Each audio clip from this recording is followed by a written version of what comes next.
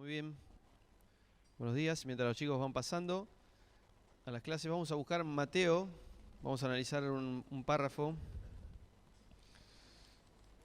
Vamos a analizar Mateo 5, pero quiero que me acompañen desde el capítulo 2.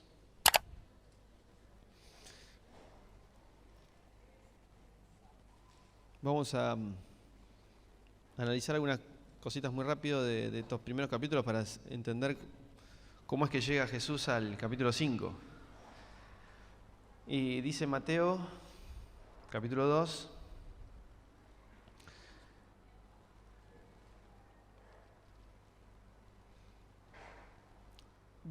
vamos a leer el 13, por ejemplo. Dice: después que ellos regresaron, he aquí un ángel del Señor se aparece en sueños a José diciendo: al levantarte, toma al niño y a su madre y huye a Egipto y permanece allá hasta que yo te diga, porque Herodes está buscando al niño para destruirlo.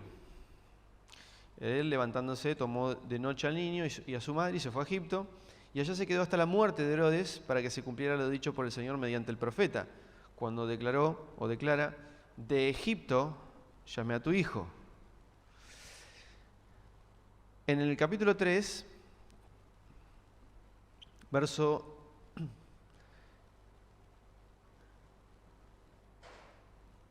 13, dice: llegó entonces Jesús desde Galilea al Jordán, donde estaba Juan, para ser bautizado por él. Pero él trataba de impedírselo, diciendo: yo soy el que necesita ser bautizado por ti, ¿y tú vienes a mí? Pero respondiendo Jesús le dijo: deja ahora, que así nos es conveniente cumplir toda justicia. Entonces lo dejó. Y Jesús, después de que fue bautizado, subió enseguida del agua, y aquí se abrieron los cielos, y vio el Espíritu de Dios descendiendo como una paloma que venía sobre él. Y una voz del cielo que decía: este es mi Hijo, el amado, en quien tengo complacencia. Y el capítulo 4, verso 1 dice: entonces Jesús fue impulsado por el Espíritu a subir al desierto para ser tentado por el diablo, ¿no? Y después de haber ayunado 40 días y 40 noches, tuvo hambre, y viene la tentación de Jesús. Sale la tentación de Jesús, y lo que vamos a analizar ahora es un pedacito del Sermón del Monte. Pero si ustedes analizan, es Jesús, que es lo primero que leímos, ¿hacia dónde va? Hacia Egipto. Luego vuelve de Egipto, ¿y qué hace? Capítulo 3. Se bautiza. Capítulo 4, después de bautizarse, ¿a dónde va? Y después del desierto, cuando sale del desierto, ¿hacia dónde va? A la montaña, ¿no? Para hablar del Sermón del Monte. Entonces, fíjense cómo Mateo, que de hecho tiene la intención Mateo de escribirle a judíos, va a ser el mismo proceso. Es una especie de presentar a un nuevo Moisés, ¿no? A Jesús como nuevo Moisés. Porque Jesús va a hacer lo mismo que hizo el pueblo de Israel. Es decir, sale de Egipto, vuelve de Egipto, pasa por las aguas, ¿me siguen? Pasa por las aguas, el bautismo, y después del bautismo va al desierto, ¿no? Y está este detalle, ¿no? 40 días y 40 noches. Una remember a lo que pasó con el pueblo de Israel cuando estuvo 40 años en el desierto. Y después de estar mucho tiempo en el desierto, va Jesús a llegar al monte, donde iba a lo que vamos a ver ahora, una nueva explicación de lo que es la ley. Es decir, una nueva manifestación de lo que realmente quiso decir la ley, ¿no? Entonces vamos a leer capítulo 5 y vamos a analizar los últimos versículos. Vamos a leer desde el 38, vamos a leer, así entendemos un poco cómo es que, de dónde viene. Entonces dice Mateo 5, verso 38, oísteis que fue dicho: ojo por ojo, diente por diente. Pero yo os digo, no resistáis al malvado, más bien al que te golpea en la mejilla, vuélvele también la otra. Al que quiera ponerte a pleito y quitarte la túnica, déjale también la capa. Y a cualquiera que te obligue a andar una milla, ve con el 2. Al que te pida, dale, y al que quiera tomar de ti prestado, no le vuelvas la espalda. También Jesús dijo, ¿oíste que fue dicho? Amarás a tu prójimo y aborrecerás a tu enemigo. Pero yo os digo, amad a vuestros enemigos y orad por los que os persiguen, para que sean hijos de vuestro Padre que está en los cielos, que hace salir su sol sobre malos y buenos, o también va a decir, y hace llover sobre justos e injustos, ¿no? Malos, buenos, justos e injustos. Porque si amáis a los que os aman, ¿qué galardón tenéis? ¿Acaso no hacen lo mismo los publicanos? Y si solo saludáis a vuestros hermanos, ¿qué hacéis de más? ¿Acaso no hacen también así los gentiles? Vosotros pues sed perfectos, como vuestro Padre Celestial es perfecto. Entonces, Jesús lo que está haciendo en todo el capítulo 5, en el capítulo 6, en el capítulo 7, que es todo lo que dura el Sermón del Monte, es explicar realmente cuál fue la intención que tenía la ley. Porque no es que Él ni viene a, como él mismo dijo, no vengo a abrogar la ley, no vengo a dejar de lado la ley, sino que vengo a cumplirla. Pero la pregunta es, ¿cuál es la ley que viene a cumplir el Señor? O qué intención tenía la ley, que es la que quiere Él cumplir, ¿no? Entonces, nosotros vemos aquí que es como Jesús está presentando este nuevo reino que se está acercando, y este nuevo rey que de alguna manera viene a reinar, y está buscando este nuevo grupo de personas que quieran acompañar a este Jesús en este nuevo reino. Es interesante que cuando termina el capítulo 4, si ustedes leen después, todas las personas que estaban escuchando el Sermón del Monte, es muy llamativo porque eran todos, miren, trajeron los que padecían males, afligidos, atormentados, endemoniados, lunáticos, paralíticos, grandes multitudes los seguían, ¿no? Y Jesús les está hablando a este grupo de personas, gente que de alguna manera viene con muchísima necesidad, que viene hambriento de escuchar algo que pueda de alguna manera satisfacer este lugar de yo estoy enfermo. Yo soy alguien que ha sido dejado de lado porque soy lunático, soy leproso, estoy afuera, nadie piensa en mí, todo el mundo me deja de lado, ¿no? Y Jesús va a expresar en el Sermón del Monte algo muy particular. Inclusive, lo último, que leíamos recién en los últimos versículos del capítulo 5, que Jesús va a decir algo muy fuerte, porque Él va a decir, y ahora sí a enfocarnos puntualmente en cada versículo. Amarás a tu prójimo. Eso es lo que escucharon. Dice, ¿oíste que fue dicho? Amarás a tu prójimo y aborrecerás a tu enemigo. Ahora, ¿en qué parte de la Biblia dice amarás a tu prójimo y aborrecerás a tu enemigo?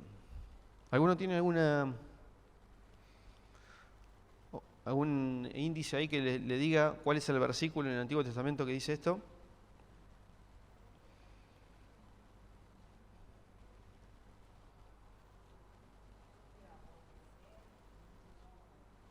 Dice, ¿oíste que fue dicho? Amarás a tu prójimo y aborrecerás a tu enemigo. ¿Dónde es que dice esto? Levítico 19. Bien, vamos a Levítico 19. Dice Levítico 19. Vamos a leer desde el 15.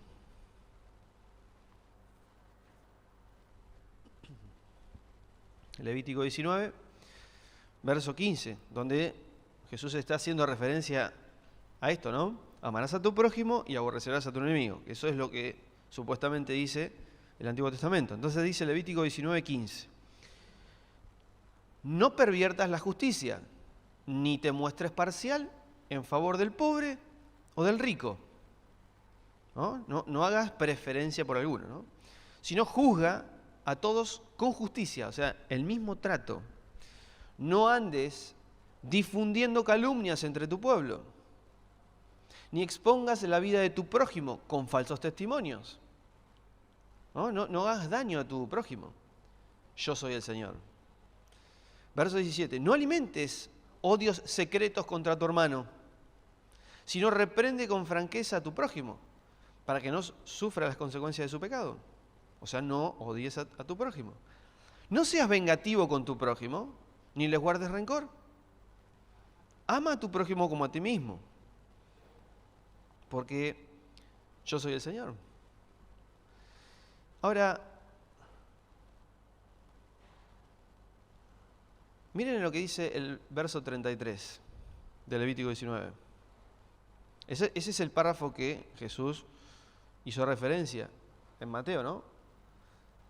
Pero miren lo que dice el Levítico 19:33. Cuando algún extranjero habite contigo en vuestra tierra, no lo oprimiréis. O sea, no te aproveches de él. Como uno nacido entre vosotros, os será el extranjero que resida con vosotros. O sea, tratalo como tu hermano.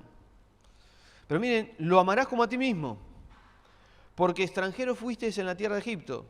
Yo, el Señor, vuestro Dios. Otra vez esa frase, ¿no? Eso lo que está diciendo es que Dios es así. Ahora, si nosotros volvemos a Mateo 5, ¿en qué parte dice, amarás a tu prójimo? Bien, pero aborrecerás a tu enemigo.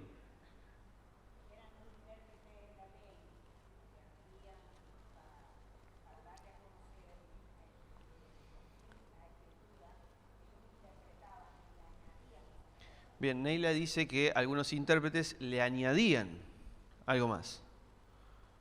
Pero ¿dice en alguna parte de la Biblia que yo debo odiar a mi enemigo?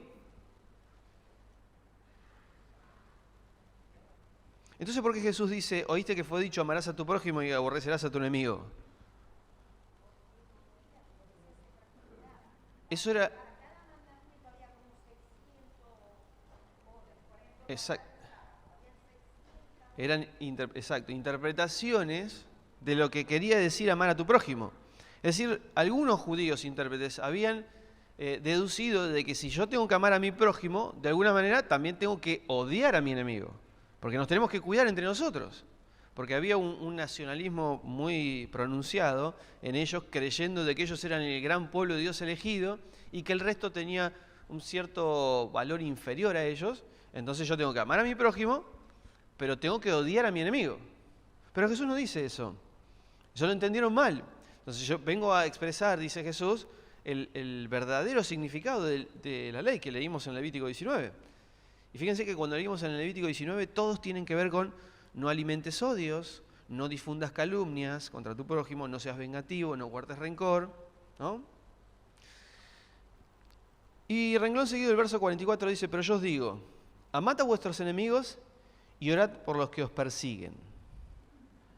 Ahora, en el verso anterior, o en el párrafo anterior habíamos leído que no resistas al malvado, el que te golpea en la mejilla, vuelve también la otra. El que quiere ponerte a pleito, quitarte la túnica, dale también la capa. Y cualquiera que te obligue a andar una milla, ve con él 2.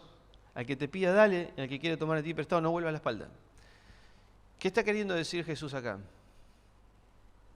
Que yo tengo que amar a mi enemigo, orar por los que me persiguen, y cuando alguien me pega, yo tengo que mostrar la otra. Cuando alguien me pide la capa, yo se la tengo que dar. Si un soldado romano me pide que le lleve su mochila, para que entendamos en el contexto actual, una milla yo tengo que llevársela 2. ¿Qué me está pidiendo Jesús ahí? ¿Qué está queriendo expresar?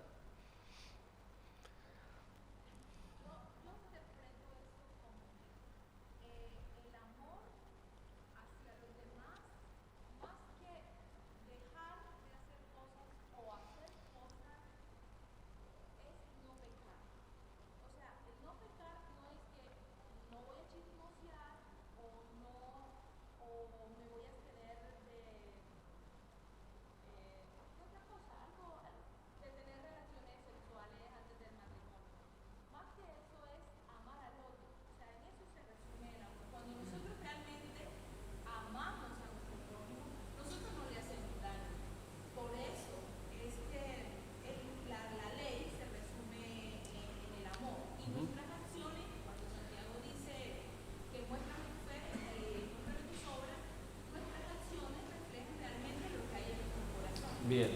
O sea, Belén dice en síntesis que nuestras acciones manifiestan nuestra creencia, nuestra fe, ¿no? Ahora, pero, ¿qué está queriendo decir Jesús cuando dice que yo muestre la otra mejilla?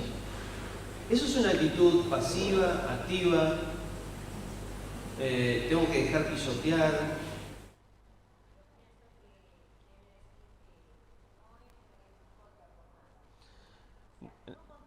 Neila dice que no entres en discordia con nadie.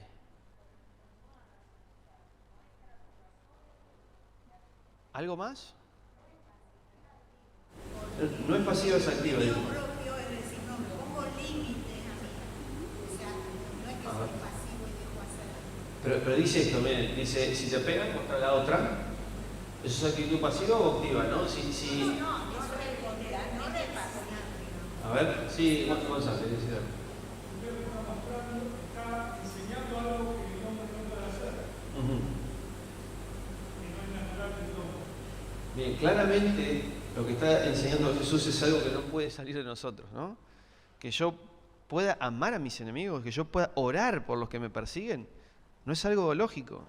Entonces, ¿por qué Jesús lo está expresando, no? Muchas veces nosotros hemos entendido de que esta actitud es una actitud pasiva, que nosotros como cristianos tenemos que dejarnos pasar por encima. Porque acá dice, si te pegan una mejilla, muestra la otra. Si te piden la capa, dale la capa. Pero Jesús está apuntando a otra cosa que muchas veces nosotros hemos dejado de lado, que es que nosotros tenemos que tener, como decía Marta, una actitud activa por lo que está ocurriendo. Porque Él dice, si viene alguien y te pide que lleves la mochila, alguien es un soldado romano, al cual no podían ni ver, te pide que lleves la mochila 1 milla, vos tomá la iniciativa y llevásela 2 millas. Y esto no es una cuestión de, por ejemplo, por eso decía, no es una actitud pasiva, no es que yo, bueno, ok, me pegan, la verdad que me la aguanto, no me gusta nada lo que están haciendo conmigo, pero Jesús me dice que tengo que dejarme pegar, bueno, golpeame acá también, ¿qué querés, la espada? Llévala, la capa, llévala. No, tampoco me está diciendo que yo tengo que tener una actitud donde responda al mal con mal. Porque en Romanos 12:16 dice, teniendo el mismo sentir los unos con los otros, no siendo altivos, sino asociándonos con los humildes, no seas sabio en tu propia opinión. No sé por qué pone esto, no seas sabio en tu propia opinión, justo ahí, ¿no? No pagues a nadie mal por mal. Procurad lo bueno delante de todos los hombres. Si es posible, en lo que depende de vosotros, procurad la paz con todos los hombres. Así que si tu enemigo tiene hambre, esto dice Pablo en Romanos, ¿no? Dale de comer. ¿Eso es actitud pasiva o activa? Si tienes sed, dale de beber. Porque haciendo esto, amontonarás ascuas sobre su cabeza. No seas vencido por lo malo, sino vence con el bien el mal. Es decir, acá Pablo está diciendo, tampoco es una actitud donde yo, si a mí me vienen a pegar, no es que tengo que, no estoy hablando literal, ¿eh? Cuando alguien me hace un daño contra mí, no es que tengo que dejarme hacer el daño, tampoco tengo que devolver a lo que me hicieron como malo lo mismo. Entonces, ¿qué es lo que tengo que hacer? Y eso es lo totalmente extraordinario y sobrenatural, como decía Gonzalo, que es imposible de pensar. Tomar una actitud activa es, si tu enemigo tiene hambre, no es decirle, mira, yo la verdad voy a orar por él, ojalá le vaya bien. No es eso, es andá y dale de comer. Si alguno tiene sed, si tu enemigo tiene sed, dale de beber. Porque cuando haces esto, esta frase ascua sobre su cabeza, es una expresión que tiene que ver con que esta persona no va a entender lo que estás haciendo. Claro, porque cualquiera de nosotros no reacciona, nadie en sus cabales reacciona de esta manera. Entonces la persona que está viendo que vos, cuando te están crucificando, estás orando por él, ¿no? Orad por vuestros enemigos, orad por quienes nos persiguen. Si haces esto, la gente no puede entender, ¿no? Por eso el que está abajo en la cruz y lo mira a Jesús, que oraba por los que lo habían crucificado, dice, ¿este es verdaderamente hijo de Dios? No hay manera que alguien haga lo que él está haciendo. Orar por los que los persiguen, ¿no? Entonces, nosotros tenemos que comprender que la intención de Jesús, cuando Jesús está diciendo, amen a vuestros enemigos, está usando esta palabra en el original griego que es ágape. Este amor que es totalmente distinto al que nosotros estamos acostumbrados. Un amor que no solo, insisto, ni responde al mal con mal, ni se deja pasar por encima, sino que al mal responde con bien. Es eso lo sobrenatural, ¿no? Y por eso sigue diciendo, miren, verso 45. Dice, bueno, el 44 había dicho, yo digo, amad a vuestros enemigos y orad por los que os persiguen, para que seáis hijos de vuestro Padre, que está en los cielos, que hace salir su sol sobre malos y buenos, y hace llover sobre justos e injustos. ¿Es una condición amar a vuestros enemigos? Porque acá parece decirlo, dice, amad a vuestros enemigos, orad por los que os persiguen, para que seáis hijos de vuestro Padre. ¿Qué está queriendo decir Jesús acá con esto? Bien, es un resultado. ¿Qué más?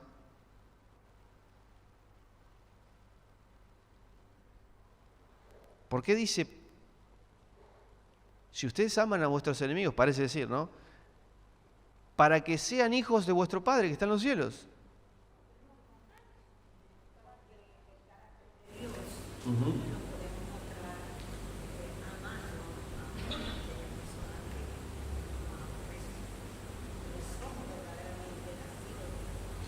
Si nosotros somos nacidos de nuevo, dice, mostramos, ¿por qué dice hijos de vuestro Padre?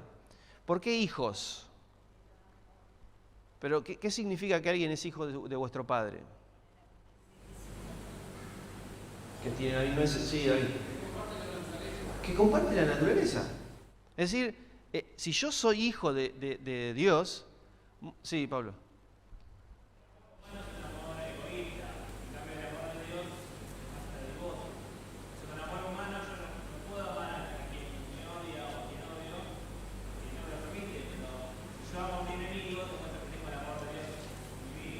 Exacto, es decir, si yo soy hijo de mi padre, ¿cómo es mi padre? Alguien que está dispuesto no solo a dejarse golpear como pasó con Jesús, sino que tomar una actitud activa, de hacer algo orar por el que me está persiguiendo. Entonces, si nosotros somos hijos de nuestro Padre que manifieste ese amor ágape, que es imposible manifestar, Jesús me está invitando, por eso la ley, y esto lo explicaba Franco esta mañana, la ley es un conjunto de sabiduría que me manifiesta cómo es el carácter de Dios. Por eso es, no odies a tu prójimo, no ofendas, no des falsos testimonios, inclusive no desees la mujer de tu prójimo. Es decir, no le hagas daño a tu prójimo. Porque esa es la esencia de Dios. Alguien que no quiere dañar al prójimo. Al contrario, es alguien que quiere beneficiar, que quiere, inclusive cuando están haciendo algo malo contra mí. Yo quiero beneficiar a esta persona. Entonces, Jesús está diciendo, si ustedes son hijos de vuestro Padre que está en los cielos, manifestarían este amor. Ahora, termina la frase diciendo, que hace salir su sol sobre malos y buenos y hace llover sobre justos e injustos. ¿Qué quiso decir Jesús con esto?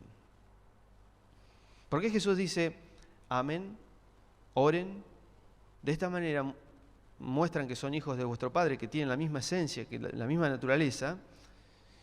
¿Y cómo es este Padre? Que hace salir su sol sobre malos y buenos y hace llover sobre justos e injustos.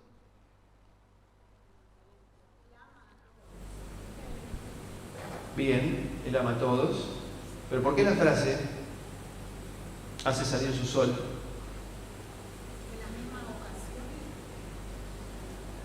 ¿Qué pasa si alguien que es malo para nosotros planta un árbol? ¿Crece ese árbol? Si alguien siembra algo en su campo, lo que ustedes quieran, ¿sale el fruto? Jesús lo que está diciendo es que Él es tan generoso que Él de ninguna manera hace acepción de personas. El sol no dice, o la lluvia no dice, voy a regar a aquellos que la verdad se merecen ser regados. ¿Me explico? Es decir, si alguien que es justo está sembrando, la lluvia va a producir lo que tiene que producir sobre aquellos que son justos. No. La lluvia hace el mismo efecto sobre justos e injustos. O sea, la generosidad de Dios no tiene límites, es decir, no hace acepción de personas. La generosidad de Dios llega incluso hasta los injustos, hasta aquellos que, no es que hay malos y buenos, hay conceptos nuestros de personas que creemos que son más malas que otras y más buenas que otras.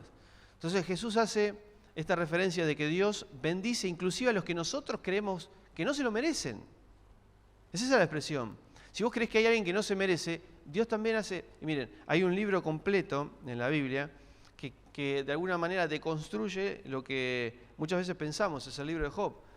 Job, si bien habla del sufrimiento de Job, lo que hay detrás de este libro es la idea de que Dios tiene que bendecir al que hace lo bueno y tiene que castigar o maldecir, como usted quiera llamarlo, al que hace lo malo.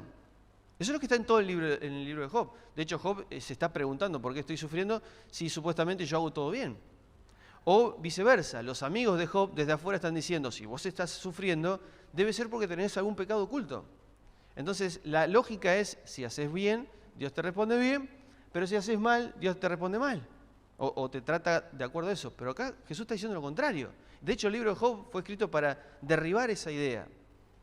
Porque Dios va a decir al final del libro, cuando va a hablar con Job, que no tenés idea de lo que es Dios. Como para encerrarlo en este círculo de decir, Dios está obligado a bendecir al que hace bien. Y Jesús está diciendo lo mismo. Jesús está diciendo, yo hago salir el sol sobre justos e injustos. No hago excepción de personas. Mi generosidad llega hasta más allá de lo que vos podés pensar. Por eso el verso 46 dice,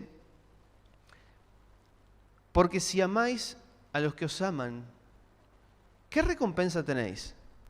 ¿Acaso no hacen lo mismo los publicanos?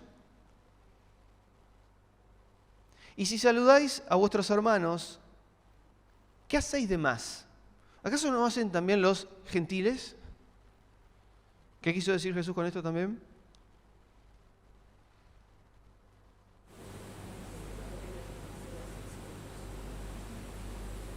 Si ustedes aman a los que os aman, sí. Bien, Dios no hace diferencia. Las diferencias lamentablemente las hacemos. Bien. Entonces, ¿qué está queriendo subrayar cuando Jesús dice que si ustedes aman a los que os aman, qué diferencia? Decimos que somos santos, pero en realidad no somos nada, que somos iguales. O sea, en el contexto, los israelitas se creían mejores que los gentiles y que los publicanos. O sea, para ellos los publicanos eran pecadores porque, bueno, aunque eran israelitas, le hacían mal. Entonces, lo que les quiero decir es, si tú haces lo mismo que hace el otro, no hay nada extraordinario en ti, no está mi carácter. Ahí está, a ver, sí, Belén dice algo así, como si vos, que sos el pueblo elegido por Dios, haces lo mismo que los que no son elegidos por Dios, por decirlo de alguna manera, ¿cuál es la diferencia? ¿Qué es lo que quiere resaltar acá Jesús?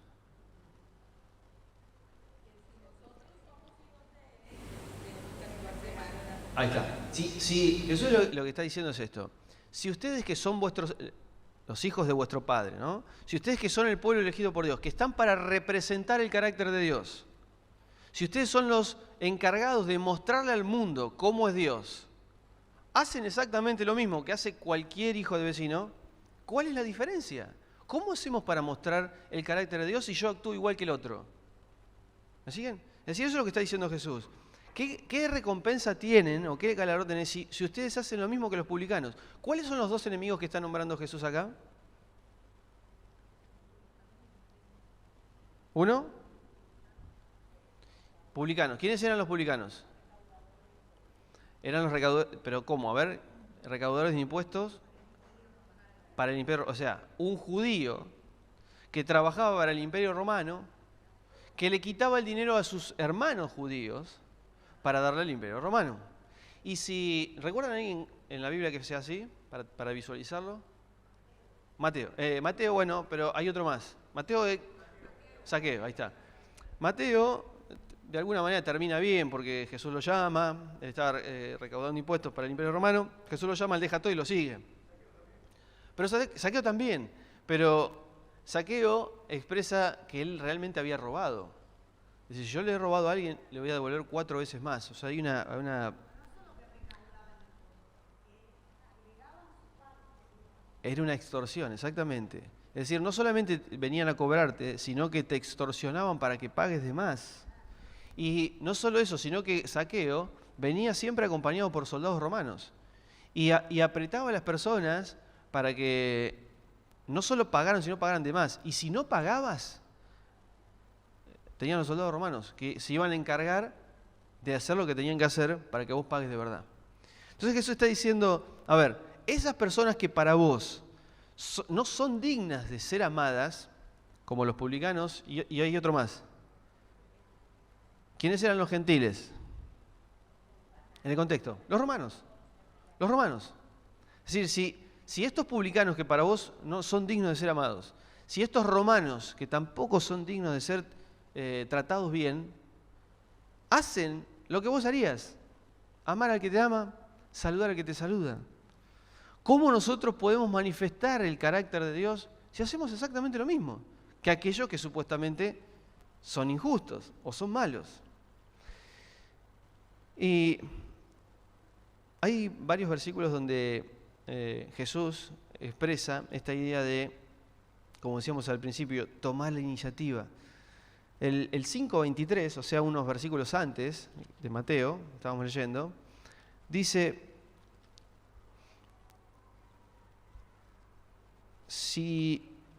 por lo tanto, si estás presentando tu ofrenda en el altar y allí recuerdas que tu hermano tiene algo contra ti, deja allí tu ofrenda ante el altar y anda, reconcíliate primero con tu hermano y luego regresa y presenta tu ofrenda. A ver, ¿qué es lo que está diciendo?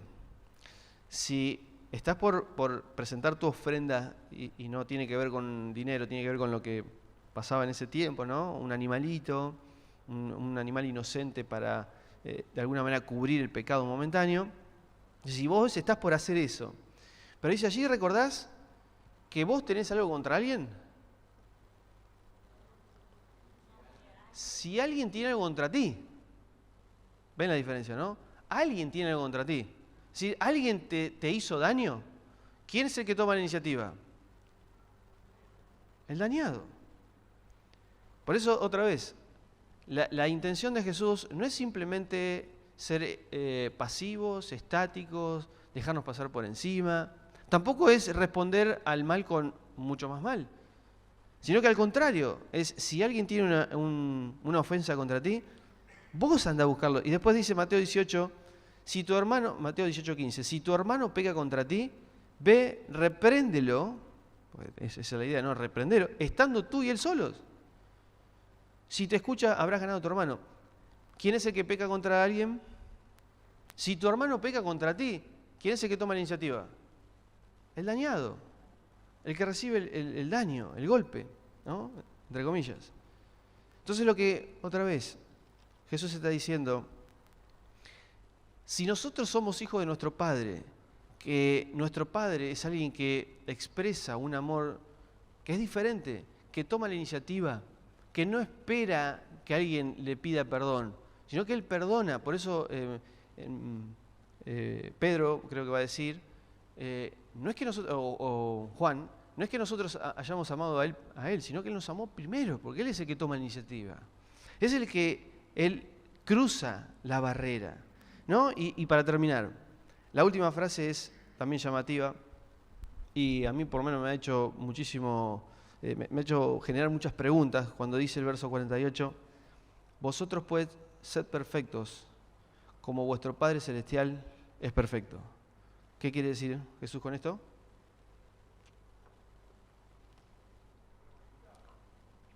Tenemos que imitar a Jesús. ¿Se puede ser perfecto como Jesús es perfecto?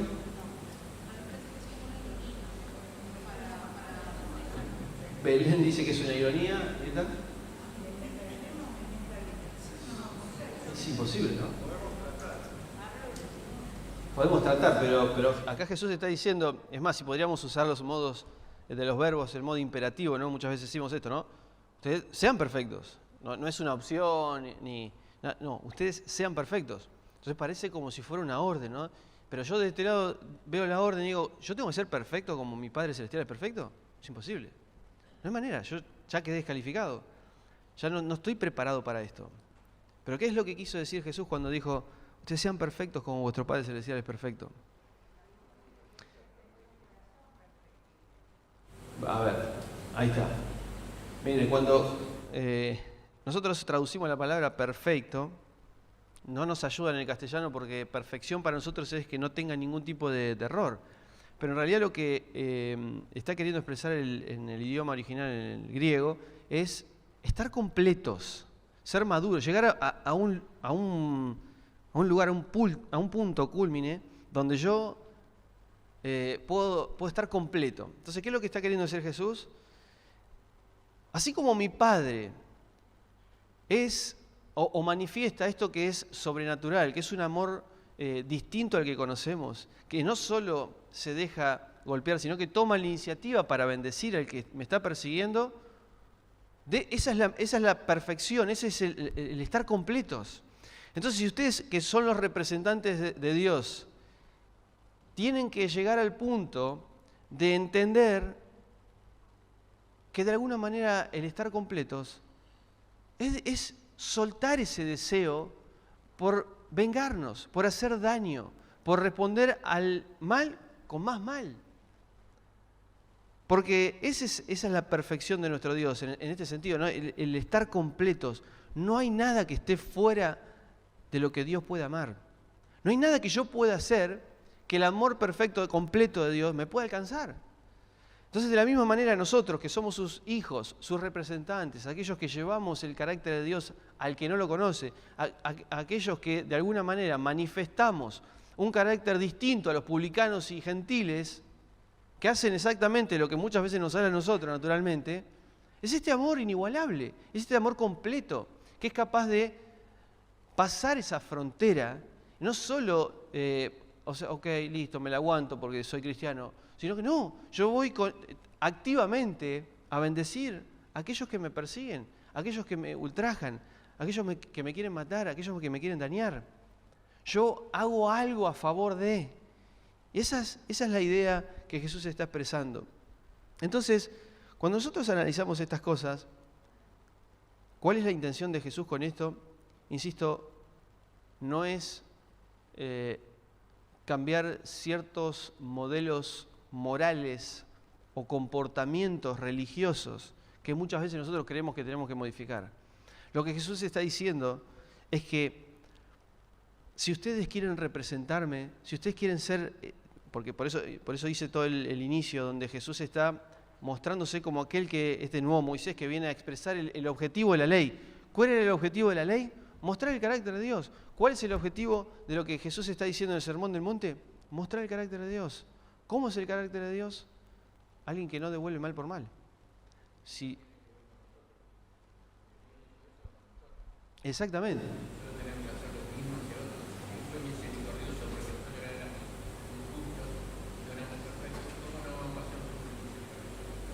Exacto. Juan Carlos dice que, aludiendo a Romanos 5, dice, aún nosotros siendo pecadores, siendo sus enemigos, Él manifestó un amor inigualable hacia nosotros.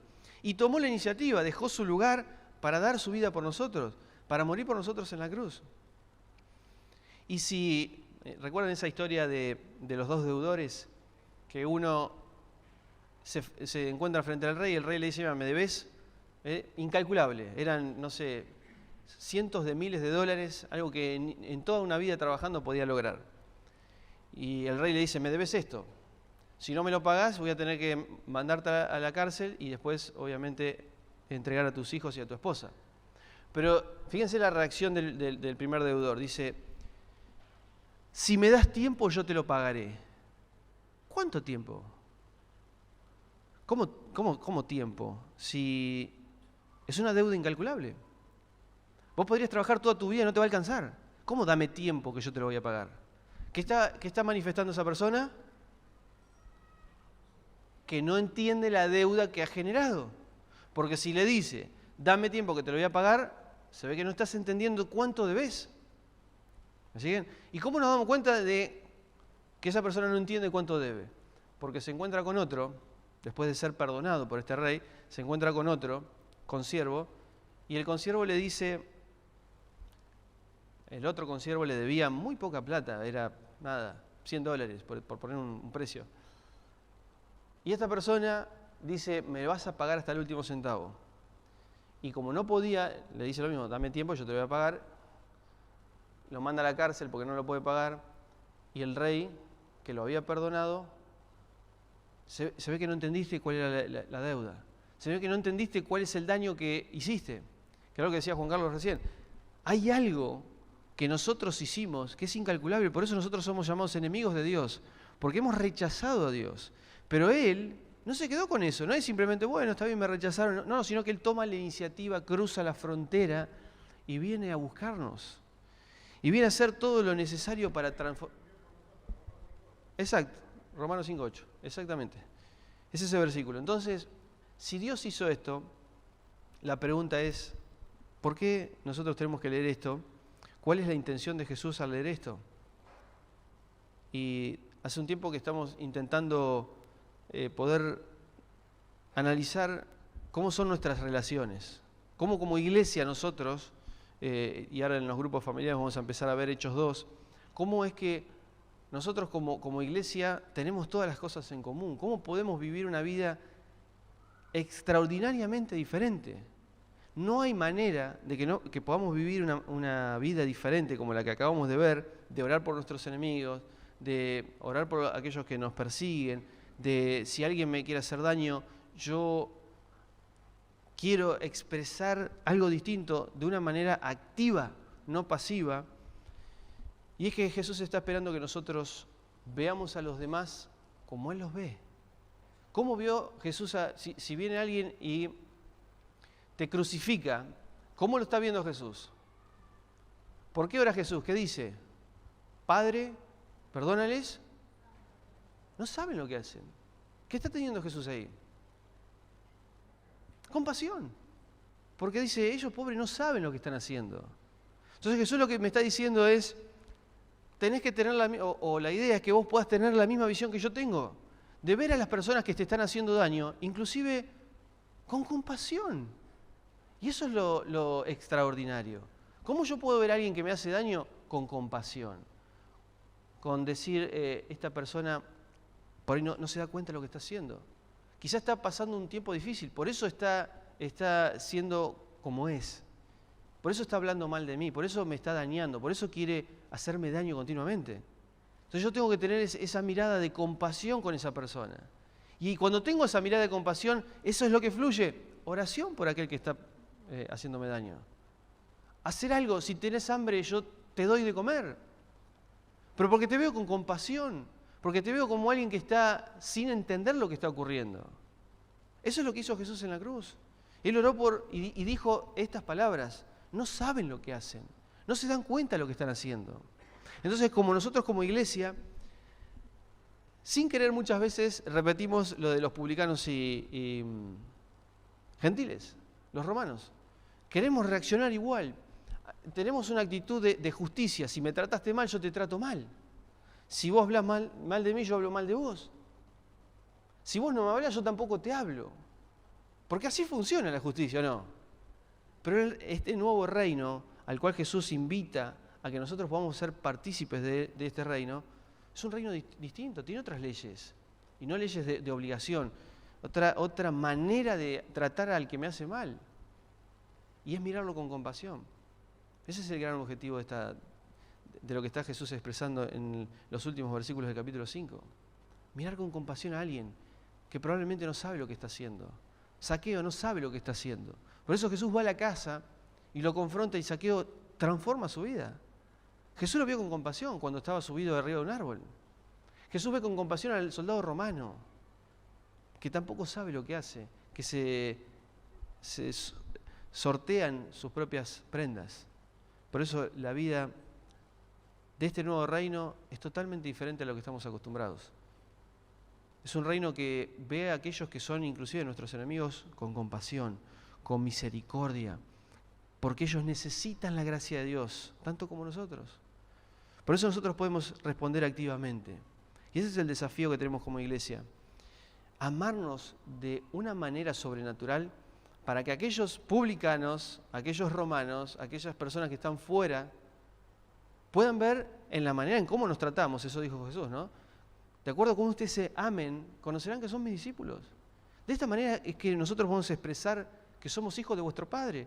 De esta manera nosotros podemos ser perfectos como vuestro Padre es perfecto, que expresa un amor inigualable, un amor que no está pensando hasta dónde llega el otro. Este es el desafío que tenemos como iglesia.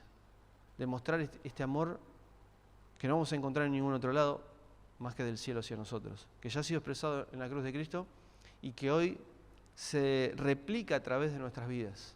Pero la pregunta es si vamos a expresar lo mismo. Esta semana, ¿estaremos con personas difíciles de estar? Generalmente nos cuesta, ¿no? Decir, no, con la verdad que no lo aguanto mucho, entonces prefiero no estar. Pero Jesús iba derecho a las personas difíciles de amar. Iba en busca de estas personas difíciles de amar. Y ese es nuestro desafío como iglesia. Oramos. Señor, gracias porque no tuviste la misma actitud que podríamos haber tenido cualquiera de nosotros, de vernos enemigos, con malos deseos, dañinos porque te dejamos de lado, y no tuviste la actitud que hubiéramos tenido cualquiera de nosotros, sino que cruzaste la frontera para amarnos. Dejaste todo tu lugar de majestad, de gloria, de deidad, estando en el cielo, a la derecha del Padre, viniste a estar con nosotros y a dejarte golpear por nosotros. Y te dejaste pasar por encima. Y no solo te dejaste pasar por encima mostrando la otra mejilla, sino que cuando alguien te pidió que llevaras una carga, la llevaste dos. Porque es un amor activo que no solo está buscando simplemente dejar pasar la ofensa, sino que va en busca. Si alguien tiene una ofensa contra ti, ve tú y repréndelo. Señor, esa es esta nueva ley que tiene este nuevo reino, donde este reino de los cielos se ha acercado, donde vos vas a reinar, estás reinando y estás sentado a la diestra del Padre para manifestar una nueva ley, una ley que va en busca de aquellos que nos hacen daño. Ora por aquellos que nos ultrajan y nos persiguen. Y por sobre todas las cosas, mira con compasión y con misericordia a aquellos que realmente están sin entender lo que está pasando. Y por eso nos hacen daño. Señor, ayúdanos a tener compasión y misericordia y bondad con aquellos que muchas veces nos hacen daño. Necesitamos mostrar este amor entre nosotros para que el mundo crea. Señor, necesitamos entender esto como iglesia, que si no nos amamos, ¿qué va a decir el mundo? Somos exactamente iguales a los publicanos y los romanos. Somos iguales. Pero cuando expresamos un amor distinto, es el amor de Dios el que se manifiesta y la gente puede ver que esto es sobrenatural, no es algo nuestro. Ayúdanos a ser portadores, embajadores de este nuevo reino. En el nombre de Jesús. Amén. Dios les bendiga.